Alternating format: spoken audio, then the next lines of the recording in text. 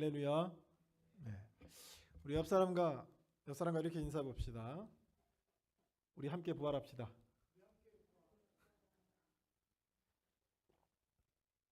제가 어떤 학생한테 장난이 아닌 장난이지만 진심으로 제가 목사님은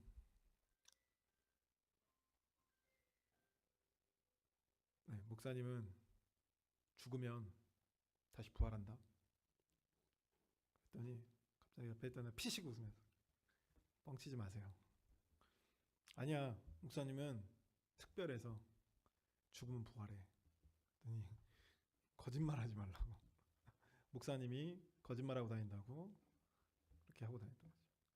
근데 우리가 가만히 보면 농담이지만 우리 기독교 안에서도 부활에 대한 믿음이 조금 왜곡되거나 부활을 조금 유치하거나 신화적이라고 생각하는 것 같더라고요. 근데 우리 가만히 우리가 좀 반대로 생각하면, 여러분이 만약에 사단이에요. 여러분이 우리가 어둠 권세라고 얘기하고 사단이라고 하고 혹은 뭐 귀신이라고 하기도 하고, 여러분이 그런 존재입니다. 그러면 이 예수 그리스도가 부활하셨다는 사실을 무너뜨리기 위해서 어떻게 접근해야 될까? 여러분이 사단이에요. 생각해 보세요. 여러분이 사단인데 예수가 부활했다는 사실을 못 믿게 하고 싶어요. 그럼 어떻게 해야 될까요? 여러분 머릿속에 떠올랐겠죠? 우리가 부활이 없다라고 믿게 만들어야 되겠죠. 내가 부활이 없다라고 믿게 만들어야 됩니다. 그래서 부활은 유치한 거, 신화적인 거, 이렇게 부활의 권위를 떨어뜨려야 될 필요가 있죠. 그러면 우리의 신앙에서 자연스럽게 예수 그리스도의 부활이 중요하지 않게 됩니다. 무슨 말인지 아시겠죠? 그냥 사단이 드립다 밀고 와가지고 예수가 부활하지 않았어. 예수의 부활은, 성경에서 예수의 부활은 그냥 이 성경 저자들이 만들어낸 일이야 라고 얘기하면 여기 있는 모든 사람이 거부할 거예요. 그럴 리 없다. 근데 이제 이렇게 접근하는 거죠. 접근 방법이 다른 거예요. 네가 죽으면 부활할 것 같아? 세상에 진짜 부활이 있을까? 아니, 지금까지 몇천 년이 지나 몇만 년이 지나는 동안 너 부활했다는, 성경 외에 부활했다는 사람 봤어? 이렇게 접근하면 우리 신앙에서 뭐가 배제가 되냐면 부활에 대한 신앙이 배제가 돼요. 그래서 우리가 자연스럽게 뭘 얘기 안 하게 되냐면 예수 그리스도가 부활하신 사건이 그렇게 중요하지 않습니다. 뭐가 중요하게 되죠? 우리 지금 한국 교회도 마찬가지잖아요. 뭐가 중요해요? 뭐가 더 중요합니까? 예수 그리스도의 그 사역 속에서 부활의 의미는 점점 없어지고 부활의 중요성은 점점 사라지고 뭐가 막 부각되죠? 고난만 부각되는 거죠. 죽으심만 부각되는 거예요. 뭐가 사라지고 부활을 사라지고. 여러분 그 베드로가 마가복음에 제가 금요일 날 설교했죠. 마가복음에 이 제자들이 3번 예수님께서 내가 죽고 사흘 만에 살아나야 되겠다라고 3번 얘기했더니 반응이 어떻다? 관심이 있었다고 없었다고요? 어디에 관심이 있었죠? 베드로는 첫 번째 예수님께서 내가 죽고 살아나야 되겠다라고 얘기했을 때 베드로의 관심이 죽음에 있었다고요? 부활에 있었다고요? 죽음에 있었죠. 그래서 죽음에 대해서 베드로가 그럴 수 없습니다 항변했던 거죠. 그랬던 베드로는 어떻게 했죠? 그럴 수 없습니다 했던 베드로는 어떻게 했어요? 예수님이 실질적으로 끌려가니까 예수님을 3번 부인하죠. 우리의 신앙에서 뭐 하나 빠지면 문제가 생기겠지만 부활도 마찬가지입니다. 부활에 대한 신앙. 우리 옆 사람과 다시 한번 이렇게 고백해 볼까요? 우리 함께 부활합시다. 네. 부활하시는 여러분이 되시길 주님의 이름으로 소원합니다. 우리는 모두 그리스도 안에서 잠들다가 그때가 오면 다시 부활할 겁니다. 그때는 우리가 사망이 다스리는, 여러분 지금 여러분의 몸은, 여러분의 육신은 병 걸리죠. 그렇죠? 코로나에도 걸리고요. 허리도 아팠다가 어깨도 아팠다가, 그죠? 머리도 아팠다가. 연약함 그 자체입니다. 그죠? 예수님도 그 연약함 그 자체 속에서 육신으로 계셨죠. 근데 여러분 십자가에 죽으시고 부활하셨을 때 예수님은 어떤 모습이었을까요? 사망이 그 예수 그리스도를 다스릴 수 있나요? 병마가 예수 그리스도를 다스릴 수 있나요? 그럴 수가 없죠. 심지어는 예수님이 그 중간중간에 보면 동해 번쩍 서해 번쩍도 합니다. 뭔가 그 전과는 뭐 어떻게 된 거예요? 달라진 거죠. 마찬가지입니다. 우리가 부활했을 때는 다시 우리가 부활했을 때 우리가 알고 있는 그 전에 우리가 경험했던 우리의 몸과는 전혀 다른 그런 모습으로 부활한다라고 하는 거죠. 실제 이 부활에 대해서 많은 사람들이 좀 회의적이고 좀 신화라고 생각하기도 하고, 왜냐하면 우리가 가지고 있는 이게 뭐 홍해가 갈라졌다 그러면 홍해 이제 다시 안 갈라지잖아요. 갈라지나요? 다시 안 갈라져요. 이제 우리가 경험할 일이 없어요. 그래서 과거에 그래 그럴 수 있지. 근데 부활의 문제는 달라요. 과거에도 있었지만 어때요? 지금도 우리에게 일어나는 역사입니다. 그래서 이게 문제가 되는 거예요. 지금도 우리 안에 일어나는 문제이기 때문에 우리가 실제적으로 경험할 수 있는 문제, 또는 우리가 만나는 예수 그리스도는 죽으신 예수 그리스도가 아니라 부활하신 예수 그리스도를 우리가 만나는 거기 때문에 그 현재적인 부활이 우리가 믿어지지가 않아요. 과거는 그냥 옛날에 그랬어 하고 그냥 지나가면 돼, 흘려보내면 돼. 근데 현재 우리의 부활이 현재적인 속성을 갖고 있어서 이게 이제 가장 우리에게 충돌하는 문제인 거죠. 그래서 어떤 예전부터 이 부활에 대해서 이제 예수님이 활동하던 시대에 그 파가, 기억하시는 분들이 있어요. 파가 있었어요. 지금 뭐 이제 종교적인 어떤 회복을 위해서 그 종교적인 운동하는 그 운동파가 있었어요. 파가. 우리가 여러분이 잘 알고 있는 바리새파. 그리고 이제 그 세례 요한 같이 이제 광야에 가서 이제 세상과 동떨어져서 이제 약간 그 수행하는 느낌으로 광야에 가서 생활했던 에세네파. 그 다음에 이제 제가 지금 말하려고 하는 사람들이에요. 이 정치권에, 그러니까 로마의 등을 업고 이 현 시대에서 하나님의 나라를 도래하려고 했던, 그래서 이 로마의 정치권의 등에 입어서 대제사장이 많이 나왔던 그룹입니다. 이 그룹이 어디냐면 사두개인파. 근데 이들의 문제점이 뭐였냐면, 사복음서에 나와요. 예수님께서 부활을 얘기하실 때 사두개인들이 부활이 어딨냐, 부활을 믿지 않는 거죠. 그러면서 콧방귀 끼면서 뭐라고 하냐면 예화를 들어요. 이제 첫째, 둘째, 셋째, 첫째 장남이 있고 이제 차남이 있고 이제 셋째가 있을 거 아니에요, 남자가. 근데 만약에 첫째 장남하고 그 와이프하고 결혼을 해요. 근데 당시 그 중동 시대에서는 이 형의 씨를 이어야 될 거 아니에요. 형이 갑자기 죽어버렸어요. 그럼 이 형의 씨를 이어야 돼요. 그래서 둘째가 형수님하고 잠자리를 해서 이 형수님이 가진 아기는 이 첫째 형의 아이로서 재산과 그 계보가 이어집니다. 그런 문화가 있었어요. 그럼 둘째하고 결혼했죠. 근데 둘째가 또 죽었다는 거예요. 그럼 누가하고 또 셋째하고, 그 사두개인이 대체 그러면 그 와이프는, 그 여인은 누구의 아내입니까? 나중에 부활해서, 나중에 다 같이 부활할 거 아니에요. 그때 부활했을 때 그러니까 이게 비꼬는 거예요.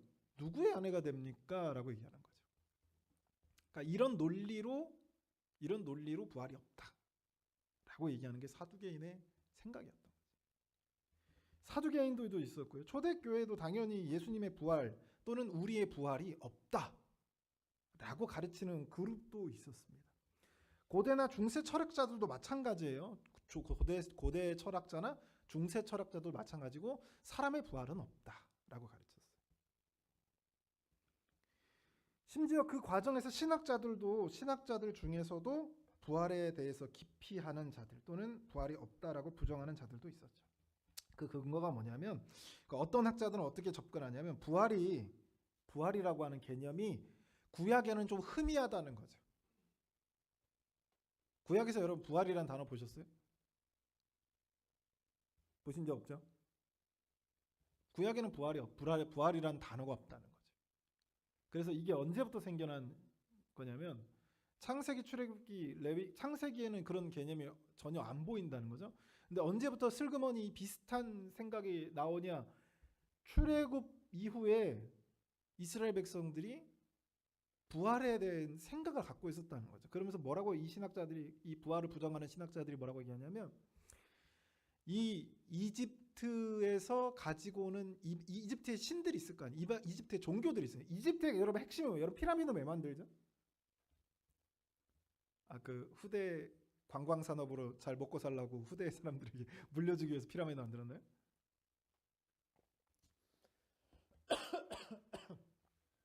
피라미드 왜 만들었죠? 파라오가 신의 아들이에요. 죽지 않습니다. 잠깐 육신이 죽은 거예요. 그래서 다시 살아날 거거든요. 그러면 시체가 썩어야 돼요, 안 썩어야 돼요? 안 썩어야 돼요. 그래서 최대한 안 썩게 만들어서 피라미드에 봉인하는 거죠. 그럼 언제가 됐든 100년 후가 됐든 200년 후가 됐든 이 시체가 썩지만 않으면 이 시즌에서 다시 살아난다고 믿었다는 거예요. 무슨 신앙? 부활 신앙이 있었다는 거죠, 그들에게. 근데 조건이 있죠. 누구만요? 파라오만. 파라오는 신의 아들이니까, 신이니까 안 죽어요. 그렇게 믿었다는 거예요. 근데 이 신앙이 이스라엘 백성들에게, 히브리인들에게 보여지기 시작했다는 거죠. 그러니까 이 부활 신앙은 여호와 신앙과는 좀 별개로 변형되고 왜곡된 거다, 이렇게 가르치는 거예요. 이렇게 되면은 누구에게 우리가 누구와 부활이 없다는 거? 누구에게 부활이 없다? 우리에게 부활이 없다는 거잖아요. 그럴싸하죠? 안 그럴싸해요? 자, 이 이스라엘이 멸망했어요. 또 어떤 학자들은 어떻게 얘기하냐면 이스라엘이 멸망했죠. 이스라엘 나중에 나라가 멸망합니다. 포로로 끌려가요. 그 포로로 끌려가서 이제 그 페르시아족, 바벨론 쪽 그렇게 끌려가면 거기에 있는 종교들 중에 또 부활에 대해서 얘기하는 신앙이 있는 거예요. 그때는 이제 그 파라오만 부활하는 게 아니라 이제 특권층들이 이제 부활한다라고 생각했다는 거죠. 신에게 간복을 이렇게 어떤 재물을 바치거나 뭔가 큰 걸 업적을 세워줘서 이 신에게 뭔가 감명을 받게 하면 이 사람이 언젠가 부활한다는 거예요. 내 아버지가, 내 자녀가 부활한다라고 믿었다는 거죠. 이게 혼합됐다. 여호와 이 신앙과 혼합됐다. 뭐가 없다는 거예요? 우리에게 부활이 없다. 그러니까 이런 문제점들이 결국 어떤 문제? 우리에게 부활이 없으니까 결국 누구도 부활이 없을 것이다. 예수도 부활이 없을 것이다. 라고 우리가 연결이 되는 거죠.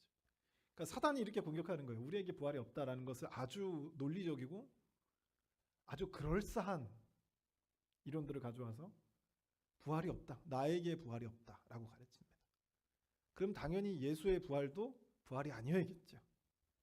그래서 예수가 부활한 게 아니고 그 여러 가지 막 이론들을 막 만들어내요. 그러니까 뭐 제자들이 시신을 감췄다가 뭐 분장해가지고 예수님이 다시 살아났다. 뭐 이런 얘기부터 뭐 예수님께서 잠깐 기절했다가 3일 만에 다시 깨어나신 거다. 이런 이론부터 시작해서 뭐 여러 가지 이걸 무너뜨리려고 여러 가지 하지만 다 어떻게 해요? 실패했다라고 하는 것이 팩트입니다.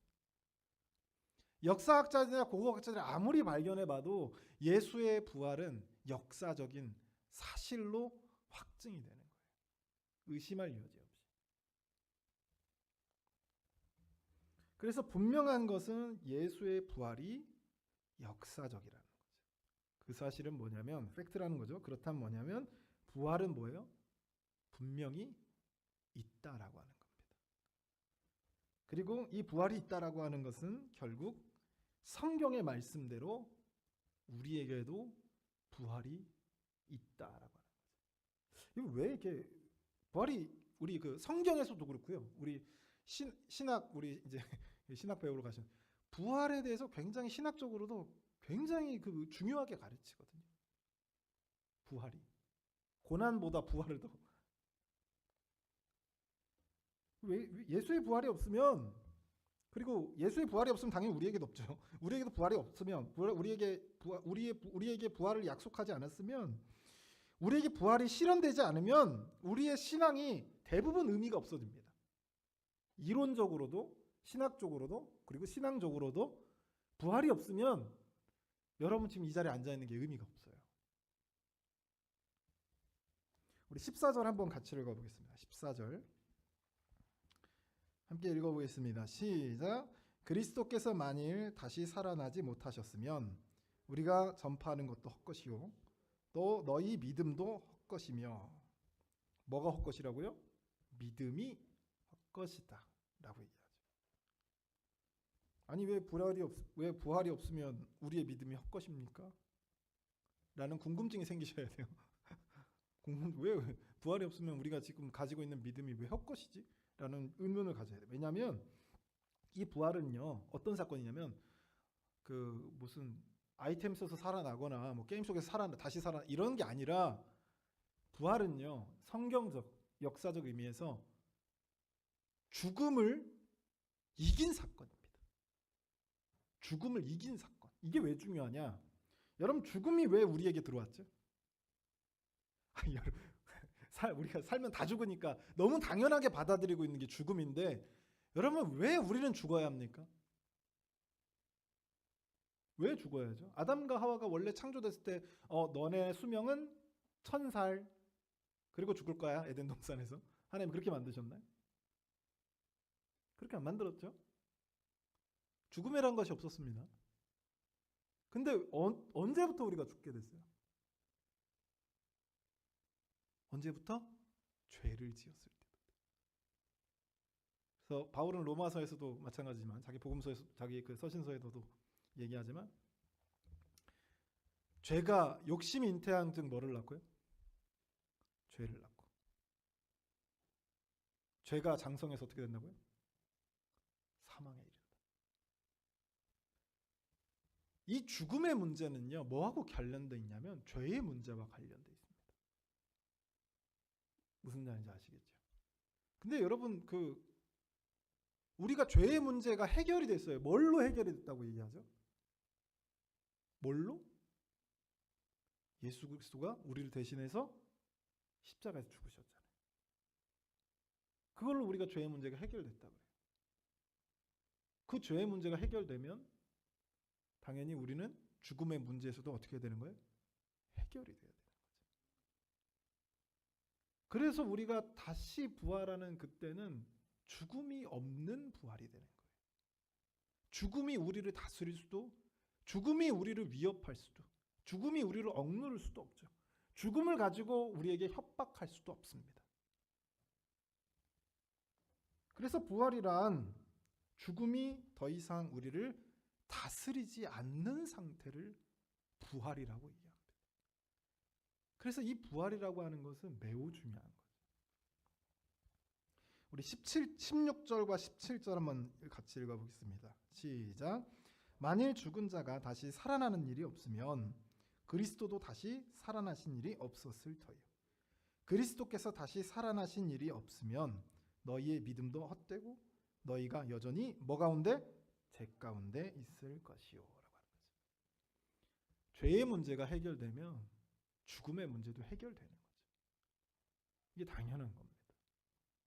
그래서 우리에게 예수 그리스도의 죽으심도 중요하지만 거기서 끝났으면 우리에게는 아무런 희망과 소망이 없어요. 근데 당연히 예수께서 우리의 죄의 문제를 해결했기 때문에 죽음의 문제도 해결되는 거죠. 그래서 예수 그리스도가 3일 만에 부활하신 사건을 예수만 부활하는 사건이라고 얘기하지 않고요. 성경에서 뭐라고 하냐면 예수 그리스도의 부활을 몇 번째 부활이다? 첫 번째 부활이다. 그럼 몇 번째도 있다는 얘기예요? 두 번째도 있고요. 세 번째도 있고 네 번째도 있을 거라는 거죠. 그게 누구예요? 우리의 부활입니다. 예수께서 죽음을 이겨내셔서 첫 번째 부활이 되셨기 때문에 그 부활 그 자체가 우리에게 뭐가 되는 거예요? 소망이 되는 거죠. 그래서 부활을 믿는 것은 우리의 신앙에 있어서 매우 중요합니다. 오늘 오전 예배 때 여러분 설교 다 들으셨죠? 기억나십니까? 기억나실 거예요, 그죠? 기억나리라 믿습니다. 할렐루야. 나은이 기억나는가 본데. 기억나나 본데? 웃은 거 보니까. 담임 목사님께서 설교하실 때 뭐라고 얘기했냐면 베드로를 예화로 들었거든요. 베드로를. 여러분 바울과 베드로 오늘 본문에서 얘기했는데 바울이 누구를 만나서 삶이 바뀌어져? 그냥 예수가 아니에요. 어떤 예수를 만났다고 표현해요? 부활하신 예수를 만났다라고 표현합니다. 이게 왜 중요하냐면 여러분 베드로는 예수님을 부활하신 예수님 말고 부활하기 전에 예수님을 만났거든요. 그때 예수님께서 십자가에 달리신다고 그랬더니 베드로가 절대 그런 일이 없다. 또는 예수님께서 십자가로 간다고 하니까 내가 끝까지 따라가겠다. 이렇게 얘기했거든요. 부활하신 예수님 말고 부활하시 전에 예수님한테 그렇게 얘기한 거예요. 근데 예수님께서 실질적으로 십자가에 잘 달리시기 위해서 붙잡히니까 베드로가 어떤 반응이죠? 아까도 얘기했지만 3번 부인했죠. 근데 3번째는 예수님을 저주했다라고 표현했는데 아주 점잖은 표현으로 저주고 말 그대로 예수님 내가 그 베이비를 모른다. 그죠? 그 도그 베이비, 크레이지 보이를 모른다. 이렇게 얘기했겠죠. 그렇게 해야지 믿어줄 거 아니에요, 그 사람. 자기가 예수의 제자가 아니라는 사실을. 예수를 막 저주를 했겠죠. 자기 목숨 살려고. 뭘 살려고요? 자기 목숨 살려고 예수를 저주를 했다니까요. 근데 보세요.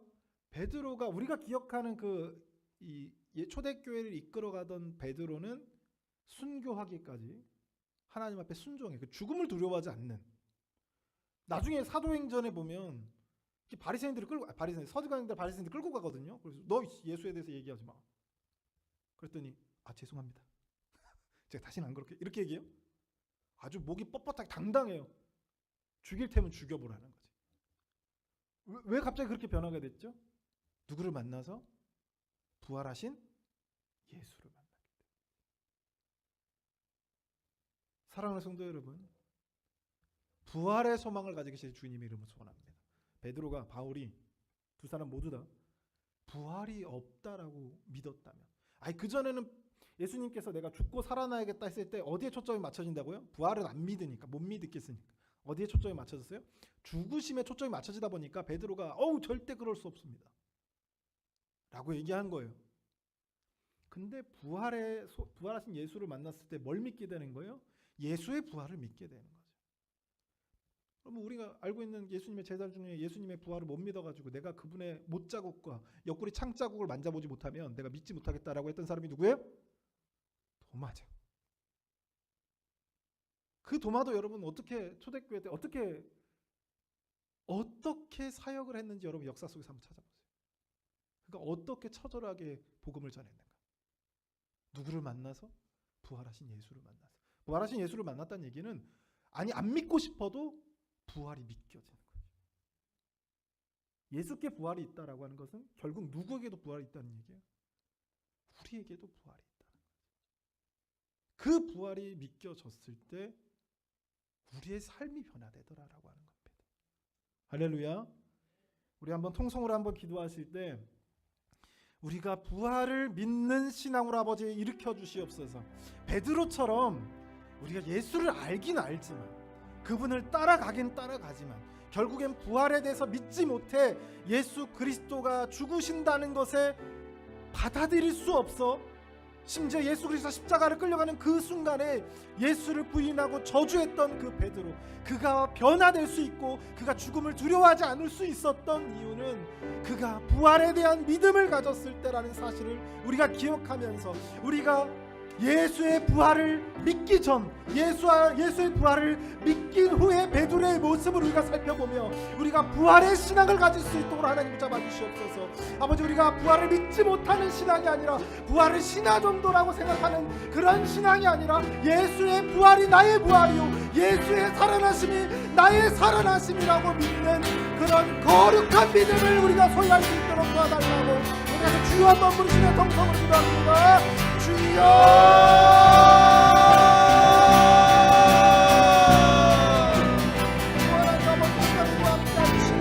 하나님의 그 크신 역사로 우리가 돌아가시고 하나님께서 우리의 삶을 변화시켜 주시고 부활하신 예수를 만나게 하시며 그 부활의 사건을 경험하게 하셔서 부활을 믿을 수 있게 하시며 나에게 약속하신 그 부활을 믿으며 나갈 수 있는 그런 신앙으로 아버지 함께 주시옵소서. 하나님의 믿음의 아버지 부활의 신앙, 부활의 믿음을 소유할 수 있도록